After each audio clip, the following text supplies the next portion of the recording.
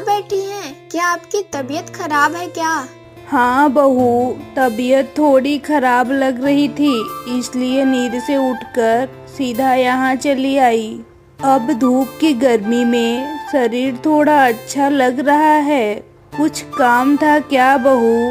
तुम कुछ कहना चाहती हो? हाँ माँ, बात ये है कि घर में खाना बनाने के लिए कुछ भी नहीं है। मैं समझ नहीं पा रही कि क्या खाना बनाऊं। और आपके बेटे तो अभी तक काम से लौटे ही नहीं हैं। अगर वो काम से लौट आते तो कम से कम हाथ में कुछ तो लेकर आते।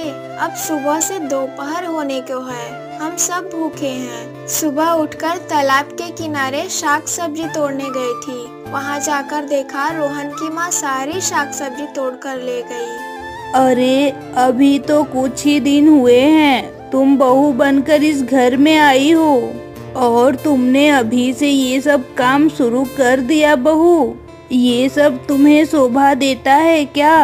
क्या करूँ माँ, पेट की भूख किसी से सहन होती है क्या? और आपकी तबीयत भी तो ठीक नहीं है, उन्हें भी तो काम नहीं मिल रहा है। मुझे तो कुछ न कुछ करना ही होगा ना। और सुनिए माँ, लोग क्या कहेंगे ये बातें छोड़ दीजिए। कोई हमें आकर खाना नहीं खिलाता, हमें अपना खाना खुद ही खाना है। सचमुच बहू, तुम्हारी तरह अच्छी और लक्ष्मी जैसी बहू मिलना मुश्किल है। तुम हमारी कितनी चिंता करती हो। सचमुच भाग्य से भी ऐसी बहू नहीं मिलती। तुम लंबी उम्र जियो बहू, बहुत साल जीवित रहो बेटी। आपकी जैसी सास पाकर मैं भी कम भाग्यशाली नहीं हूँ माँ। माँ आप यहाँ थोड़ा आराम करें, मैं घर जाती हूँ। जाकर देखती हूँ वो भी थोड़ी देर में आ जाएंगे। अगर वो अपने साथ कुछ लेकर आए तो मैं खाना बनाकर आपको और उनको खाना देती हूँ, ठीक है? ठीक है बहू, तुम घर जाओ, मैं यहाँ थोड़ा बैठकर आराम करती हूँ। आप आ गए हो? कुछ लाए हो खाना बनाने के लिए? सुबह से चूल्हा नहीं जला। माँ की तबीयत भी तो ठीक नहीं है, अगर ठीक से खाना नहीं खाएंगी तो वो और बीमार पड़ जाएंगी। हाँ भाग्यवान, मैं आ गया हूँ और थोड़ा सा काम किया था, इसलिए कुछ बाजार करके ले आया हूँ। रसोई में जाकर देखो, कुछ बैंगन और आलू रखा हूँ, उन्हें काट कर खाना बना लो। ठीक है, फिर मैं थोड़ी देर में खाना बना दूंगी। और सुनो, कहीं कोई काम मिला है क्या? नहीं नहीं, सही से तो ऐसा कोई काम नहीं मिला है। एक काम मिला है, वो भी 15 दिन के लिए। इसके बाद मुझे कोई और काम करना होगा। हाँ ठीक है, खड़े खड़े बात कर रहे हो, बैठो ना, थोड़ा बात करें। सारा दिन तो तुम्हारे साथ दो बातें करने का समय ही नहीं मिलता। लो भाग्यवान, बैठ गया, बोलो क्या बात कहना चाहती हो? जरा जल्दी बोलो भाग्यवान, तुम्हें तो फिर खाना बनाने जाना है, बहुत भूख भी लग रही है। बात ये है कि अभी कुछ दिन ही तो हुए हैं मैं इस घर में बहू बनकर आई हूँ, इसलिए तुमसे एक बात कहना चाह रही थी पर कह नहीं पाती। कहूँ क्या? मुझे बहुत डर लगता है। अरे भाग्यवान, डरने की क्या बात है? अगर तुम्हें कुछ पूछना है तो मुझसे खुलकर बोलो, मैं सारे सवालों का जवाब दूंगा। माँ बता रही थी कि तुम दो भाई हो ना, और माँ भी तो हमारे साथ रहती हैं। तुम्हारा बड़ा भाई इतना अमीर होने के बावजूद माँ की कोई खोज खबर नहीं लेता। उस दिन वो हमारे घर के पास से गुजर रहा था, फिर भी उसने हमसे कोई बात नहीं की। अच्छा, क्या तुम्हारा उसके साथ किसी वजह से मनमुटाव हो गया है क्या? वो हमारे साथ ऐसा क्यों करता है? और सबसे बड़ी बात, तुम्हारे पिता तो बहुत अमीर व्यक्ति थे, तो उनके हिसाब से तुम दोनों भाइयों को आर्थिक रूप से संपन्न होना चाहिए था। जहाँ तुम एक टूटी फूटी झोपड़ी में रहते हो, वहीं तुम्हारा भाई एक बड़े से महल में रहता है और उसका खाना पीना कपड़े सब कुछ राजाओं जैसे हैं। मेरे पिता मुझे बहुत प्यार करते थे भाग्यवान, लेकिन बड़े भाई ने धोखेबाजी करके मेरी सारी संपत्ति हड़प ली। नकली दस्तावेज बनाकर सब कुछ अपने नाम कर लिया। लेकिन क्या तुम जानती हो भाग्यवान, मैंने सब कुछ भगवान के भरोसे कर दिया है, बस वो सुखी रहे। वह अच्छा है, लेकिन अगर तुम सच्चे हो तो एक दिन सच्चाई की जीत जरूर होगी। सच कभी दबता नहीं है, किसी न किसी दिन सच सामने आ जाएगा, तुम देखना। अच्छा सुनो, तुम थोड़ा आराम करो, मैं खाना बनाकर तुम्हें देती हूँ, ठीक है?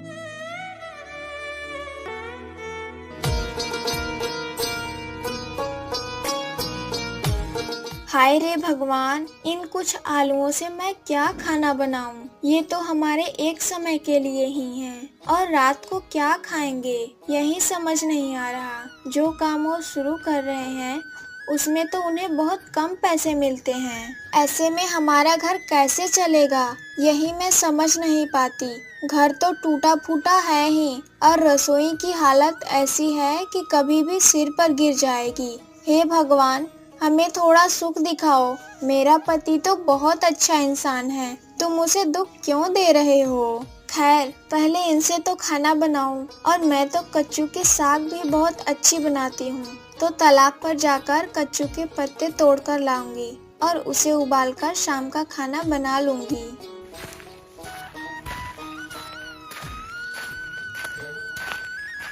बहू, मैं थोड़ा मोहन के घर जा रही हूँ। तुम घर और सामान का थोड़ा ध्यान रखना। बिल्ली आकर सारा खाना खा सकती है। अच्छा माँ, आप चले जाइए, मैं इधर खाना बना लूंगी। और सुनिए, मोहन की माँ से लौटते वक्त थोड़ा नमक मांग लाना, नमक भी खत्म हो गया है।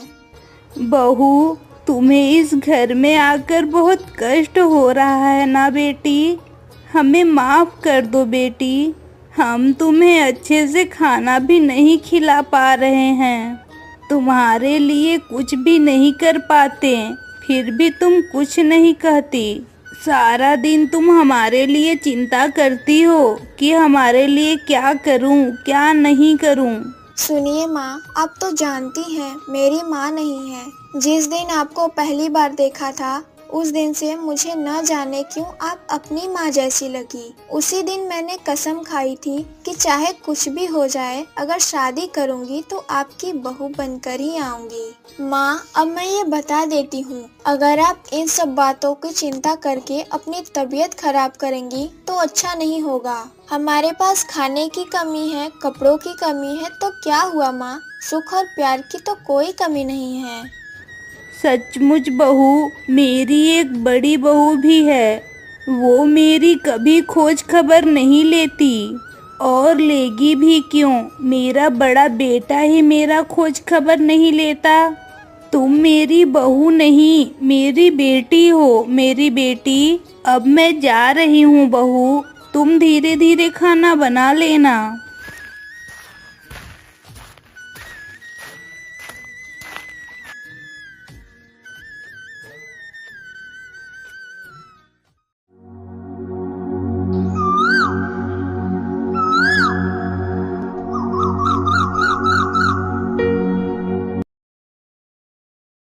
तुम्हें कितनी बार बोला कि छोटे भाई से उसकी संपत्ति हड़प लो, लेकिन तुम मेरी कोई बात सुन ही नहीं रहे हो। क्या तुम कानों से बहरे हो या गूंगे हो कि कुछ बोल ही नहीं सकते और मुझे भी कुछ नहीं बताते?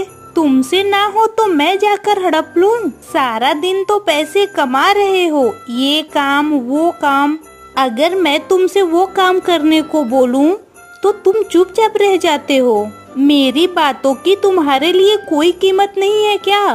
अरे भाग्यवान, धीरे बोलो ना, कोई सुन लेगा। वैसे ही मैंने धोखे से छोटे भाई की सारी संपत्ति हड़प ली है और फिर जाऊं उस टूटी फूटी झोपड़ी को लेने? मेरा मन नहीं कर रहा है। अगर जाना है तो तुम जाओ, मैं आज शहर जा रहा हूँ, इसलिए नहीं जा सकता। उनके टूटी फूटी झोपड़ी के पीछे जो आम का बगीचा है उसे तो मैं कुछ दिन पहले ही हड़प लिया। बाकी बची वो छोटी सी झोपड़ी, उसे हड़प कर क्या होगा? छोटी सी जगह है, ऐसी जगह तो मेरे पास ढेर सारी है।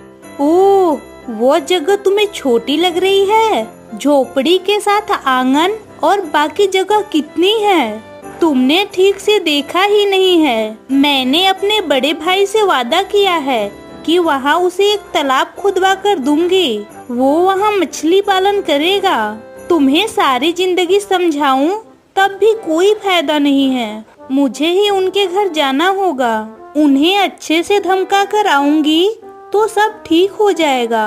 और तुम हमेशा नहीं देखते, वो तुम्हारी बूढ़ी माँ हमेशा तुम्हारे छोटे भाई के पास ही रहती है, तुम्हारी हालचाल भी एक बार नहीं लेती। वो जिसके पास खुश है उसी के पास रहे। मैंने उसे अपने पास आने को कभी नहीं कहा। वो सुखी रहे बस। कौन कैसे रह रहा है ये हमें देखने की जरूरत नहीं है। मेरा बैग तैयार किया है क्या? मुझे तो शहर जाना है ना। अपना बैग खुद तैयार कर लो। मैं तुम्हारी नौकरानी नहीं हूँ कि हर वक्त तुम्हारा काम करूँ। ये तैयार करो, वो तैयार करो बस।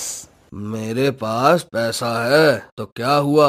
मेरे भाग्य में तो कोई सुख नहीं है। तुम्हारे इस गुस्से की वजह से ही मुझे तुम बिल्कुल बर्दाश्त नहीं होती। अब मैं जा रहा हूँ, जो मर्जी वो कर।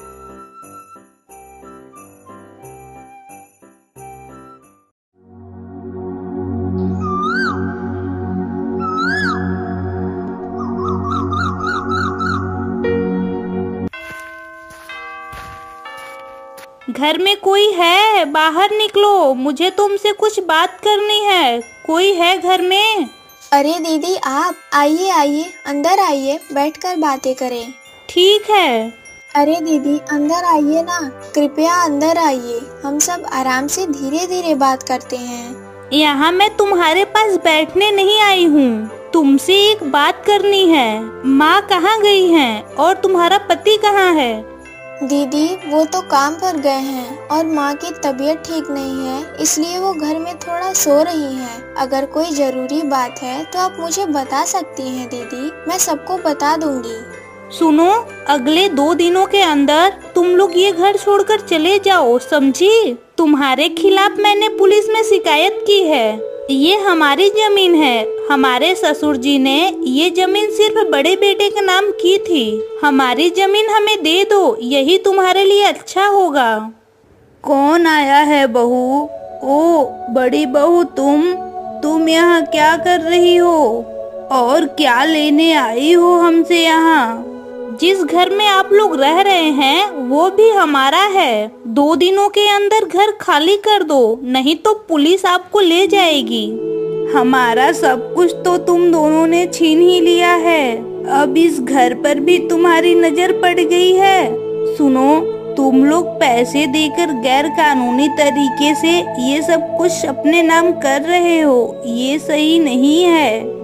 क्या सही है और क्या गलत वो हम देख लेंगे। आपको समझाने की कोई जरूरत नहीं है। अगर 2 दिनों के अंदर ये जगह खाली नहीं की तो बहुत बुरा हो जाएगा, ये मैं बता देती हूँ। मेरे पति ने मरने से पहले दोनों भाइयों के नाम पर बराबर हिस्से में सारी संपत्ति दी थी, लेकिन वो कागजात कहाँ रख गए थे वो मरने से पहले बता नहीं पाए। उससे पहले ही भगवान के पास चले गए, लेकिन उन्होंने मुझे एक बार ये बात बताई थी, तुम जो कर रहे हो बहुत गलत कर रहे हो, ये ठीक नहीं है। भगवान तुम्हारे साथ भी बुरा करेंगे। एक भाई को दूसरा भाई दुख देखकर सुखी नहीं हो सकता। तू तो बूढ़ी हो गई है, कुछ दिन बाद मर ही जाएगी। सड़क पर भीख मांग लेगी तो क्या हो जाएगा? दूसरों के घरों में रहने की क्या जरूरत है? दीदी माँ से इज्जत से बात करो। अपनी सास से कोई ऐसा व्यवहार करता है क्या? ठीक है, अगर आप लोग साबित कर सके कि ये जमीन आपकी है तो हम 2 दिनों के अंदर ये जगह छोड़ देंगे। आप अब जा सकती हैं। मेरी सासू माँ वैसे ही बहुत बीमार हैं। आपकी बातों से वो और बीमार पड़ जाएंगी। ठीक है, इतना ज्ञान देने की जरूरत नहीं है। मैं जा रही हूँ, लेकिन ये बात याद रहे, ठीक 2 दिनों के अंदर। माँ अब क्या होगा? हम अब कहाँ पर रहेंगे माँ? कुछ समझ नहीं आ रहा। बहू, मैं भी कुछ समझ नहीं पा रही, लेकिन क्या तुम जानती हो बहू, सच्चाई की जीत एक दिन जरूर होगी। अगर भगवान सचमुच हैं तो वो हमारी रक्षा जरूर करेंगे। तुम इतना मत सोचो बेटी। हाँ माँ, मैं भी यही सोचती हूँ। भगवान ही हमारा भला करेंगे, भगवान ही हमारी रक्षा करेंगे।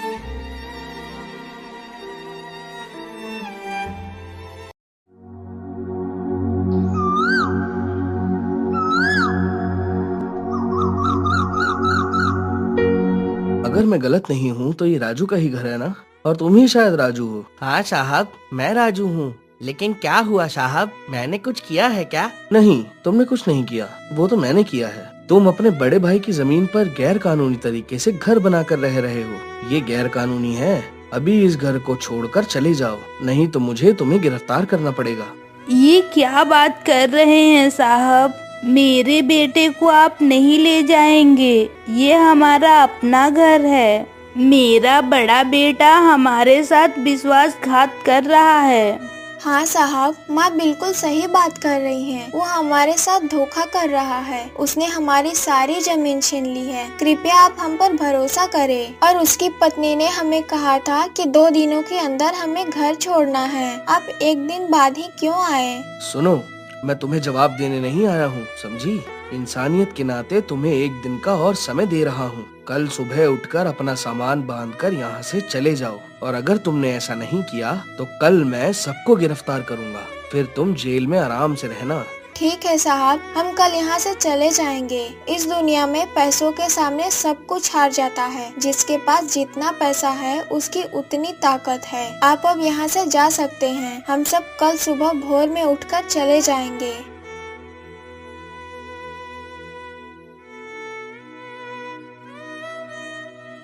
माँ, मैं थोड़ा मोहन के घर जा रही हूँ। खाने के लिए चावल भी नहीं है। उनके पास से थोड़ा चावल उधार ले आऊंगी। आपको तो कम से कम कुछ खाना देना है। आपकी तबीयत भी तो बहुत खराब है माँ।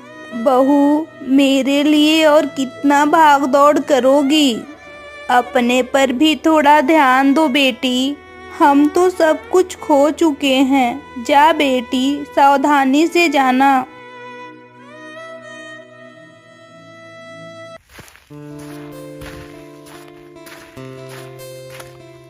मेरे पति के बड़े भाई ने ये आम का बगीचा भी अपने नाम कर लिया है।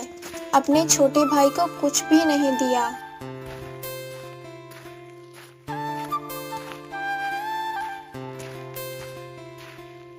अरे अरे, इस आम के पेड़ के पीछे एक गड्ढा है और उसमें एक संदूक जैसा कुछ है। ये क्या है? ये तो संदूक जैसा लग रहा है। इसे धीरे धीरे इसे बाहर निकालो तो। ओ, इस संदूक के अंदर एक कागज जैसा कुछ दिख रहा है। इसे निकाल कर देखूं कि इसमें क्या लिखा है। ये तो एक दस्तावेज लग रहा है। कहीं ये वही दस्तावेज तो नहीं जो मेरे ससुर जी ने छिपा कर रखा था। मुझे अभी घर जाना होगा। घर जाकर उनके साथ बातें करनी होंगी।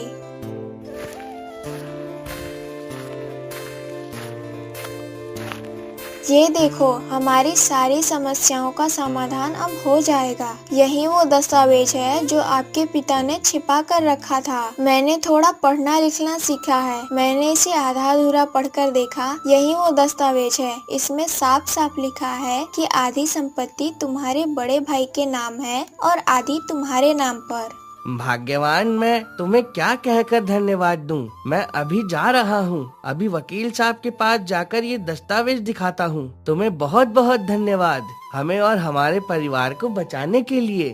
अरे धन्यवाद तो बाद में भी दे सकते हो। पहले तुम जल्दी से वकील साहब के पास जाओ, नहीं तो देर हो जाएगी।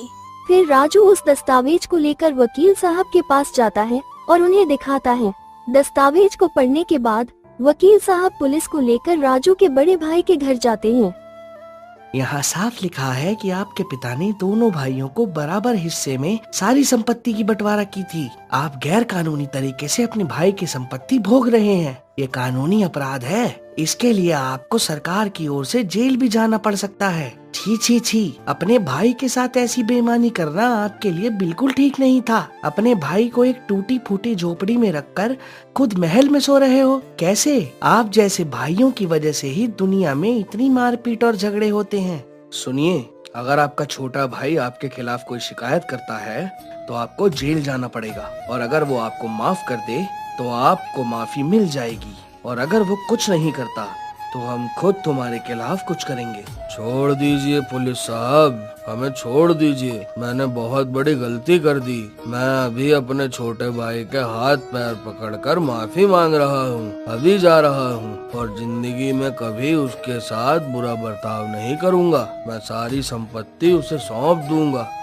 हाँ हाँ साहब, मेरे पति ने बिल्कुल सही बात कही है। हम अभी उनके पास हाथ पैर जोड़कर माफी मांग लेंगे। कृपया हमें जेल में नहीं ले जाइए।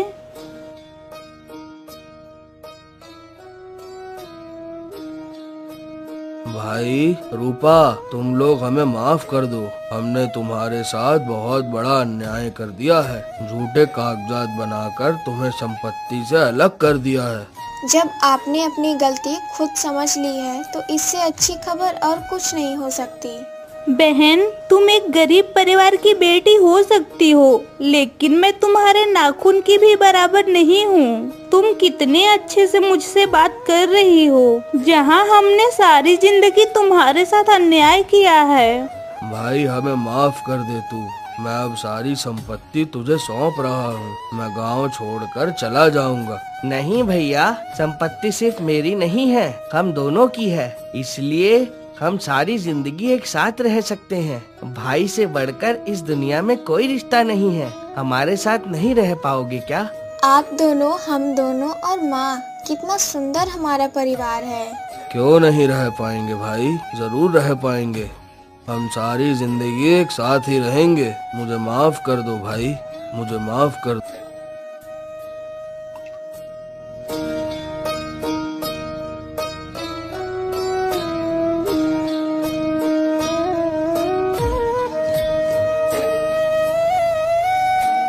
अगर आपको हमारी यह कहानी पसंद आई हो तो और नई अधिक कहानियों के लिए इस वीडियो को लाइक करें, शेयर करें और हमारे चैनल को सब्सक्राइब करें।